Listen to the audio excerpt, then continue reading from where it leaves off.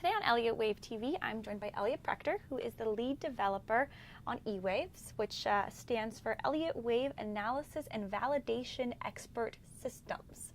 Quite a mouthful. Yes, it is. That's why we just call it EWAVES and keep it short, keep Short it and simple, because otherwise it's too complicated. Now, after several years in the making, you and your team at Qualitative Analytics have reached a major milestone, and it's been a while since we've had you on Elliott Wave TV, so I thought it'd be a good excuse to sit down and pick your brain as to what's going on. Yeah, well, it's been an exciting ride. It's been a lot of grunt work. I mean, we've been very inspired and very excited about the potential for EWAVES now and in the future, but the nitty-gritty daily grind of sitting down and sketching out wave patterns by hand and being like, oh, why isn't the program labeling this the way we want it to? Let's, do this and that. And it's been, a very long grind through that.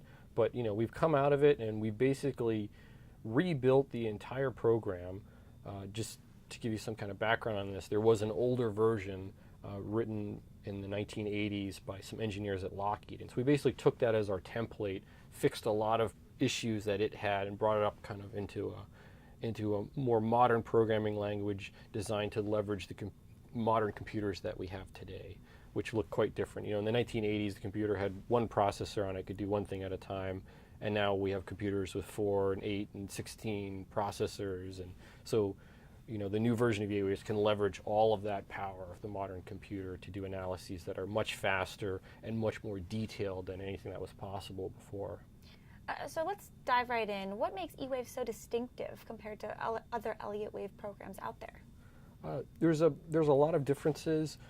One of them is probably the fact that, because this was the brainchild of, several Elliott Wave experts here at EWI who really pioneered Elliott Wave analysis, it's designed to be a comprehensive Elliott Wave program. So it covers all of the patterns in the Elliott Wave principle and all the aspects of the Elliott Wave principle that everybody knows, plus a lot of aspects of the Elliott Wave principle that people don't commonly know.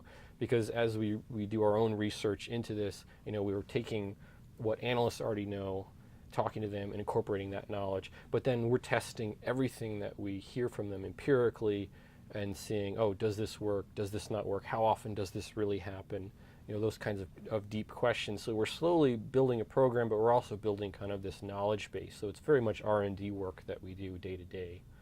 But we're very excited about the potential that it gives us with EWAVES. So could this be classified as a quant system of sorts?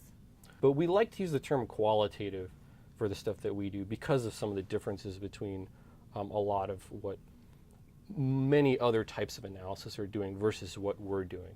What we're doing is attempting to mimic something that humans are very good at, which is looking at a picture that may be very fuzzy and very imperfect and saying, you know what, I think the best thing that looks like is a duck. That's kind of what this program is designed to do. So it's trying to look at something in a qualitative fashion rather than focusing on, every single little detail of the image may or may not be, critically important to a program like EWAVES. So it has to deal with imperfections, I guess. So in bringing it back to the markets themselves, I think you mentioned you track something like 70 markets. Did I remember that correctly? Yeah, right now we're tracking 70. So in the old version that we used to run, the 1980s version written in Lisp, really slow program, even on modern computers. We could maybe run about 20 markets, maybe 30. So with the original version, we'd run just a few stocks on it, and we would run about 18, 19 futures markets. And then the ETFs we would base off of the futures so that we didn't have to rerun the program on those.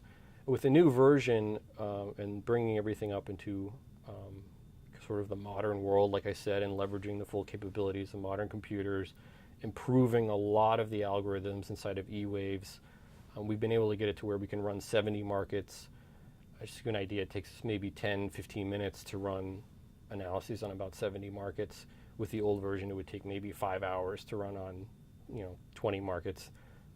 Or, half an hour, sort of depends. It was very non-deterministic. You didn't really know how long it was going to sit there and crunch for.